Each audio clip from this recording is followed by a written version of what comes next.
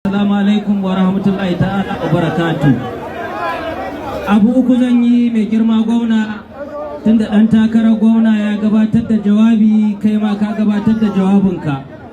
In yi godiya ta farko ga Allah subhanahu wa ta'ala da ya nuna mana wannan rana, inda jam'iyyar APC a jihar Kano ƙarƙashin shugabancinka mai girma gwamna ta tsaye da ɗan takarar gwamna dattijo, mutumin kirki, mai haƙuri, mai kamala, mai son taimako, Alhaji Dr. Nasir Yusuf Gawuna. Mai girma gwamna, haka a shugabancinka jam'iyyar APC ta tsaye da 'yan takarkarin sanatoci, dattijo sanata Kabiru Ibrahim Gaya da ɗan uwana sanata Barau Ai Jibrin Maliya da ɗan uwana Abdulkarim AA Zaura. Sannan kuma jam'iyyar APC ta tsaye da 'yan takarkarin majalisar wakilai daga ɗan uwana Alasan Ado Doguwa da sauran dukkanin 'yan majalisar wakilai na tarayya masu mutunci.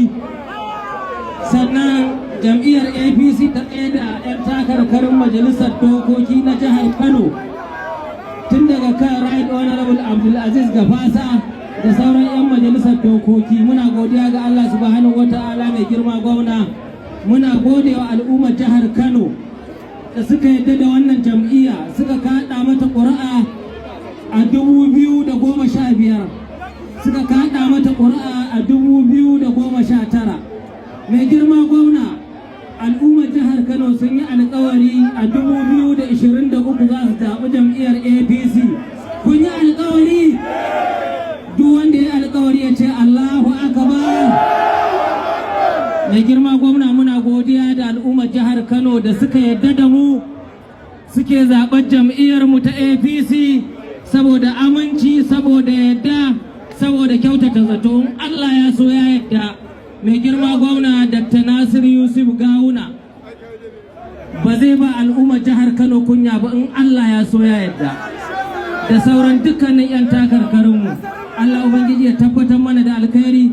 Allah ya daɗa ba mu lafiya da zaman lafiya a jihar Kano da tarayyar Najeriya.